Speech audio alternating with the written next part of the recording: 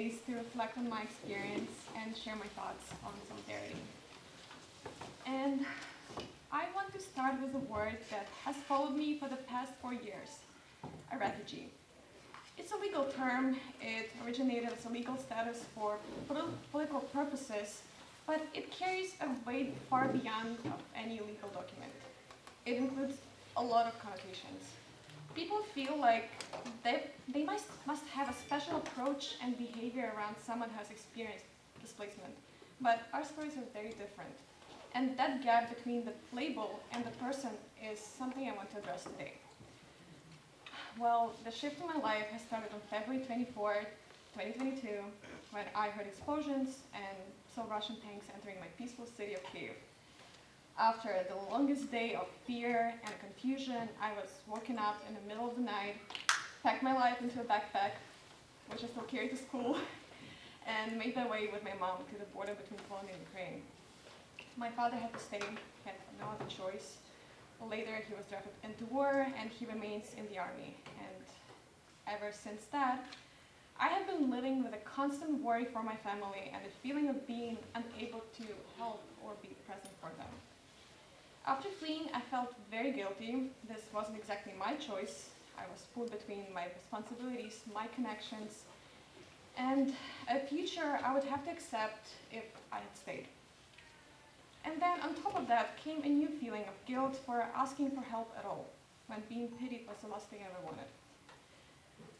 Upon arriving to Warsaw, through very fortunate circumstances, 2 strangers offered us and other Ukrainian families a place to stay, their small rental apartment. It was a warm welcome. We had no place to live, no idea how to survive in a new country, and even where to buy groceries. And they have given us a temporary shelter and food while we are still transitioning from shock into acceptance. However, after months, they asked for compensation for the stay, and we found out that they had political reasons for supporting us, as the Polish government had given them money for that as encouragement.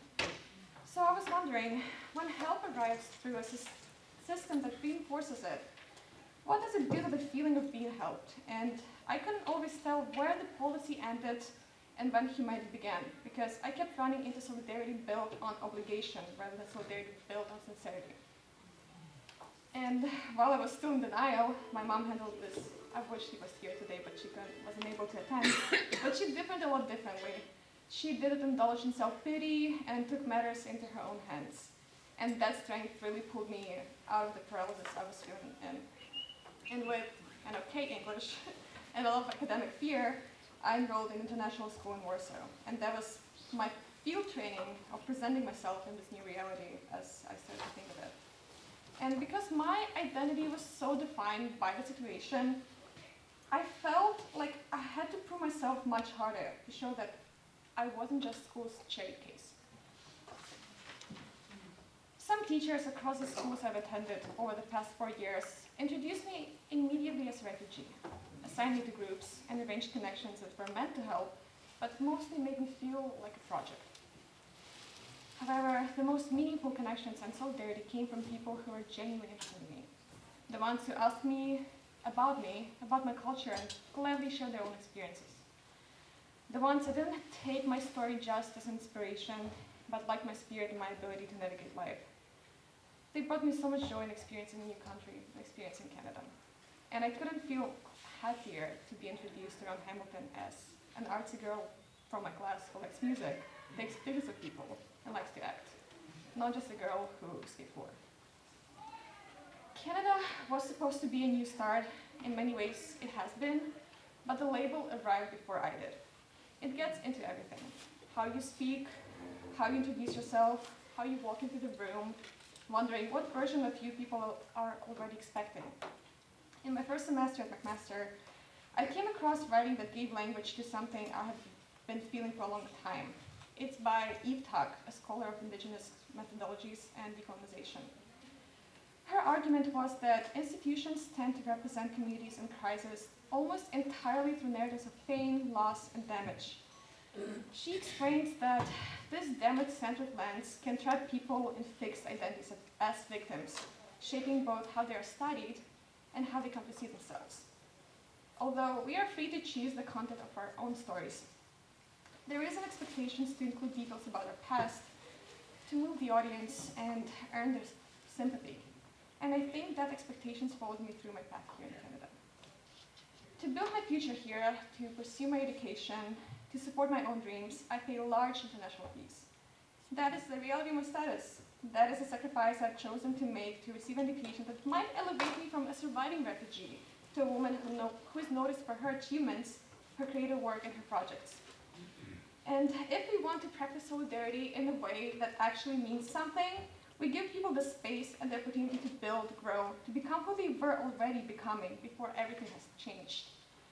And solidarity is a space where people can express themselves without labels, where help is focused on the growth and development and not maintaining someone in a state of need.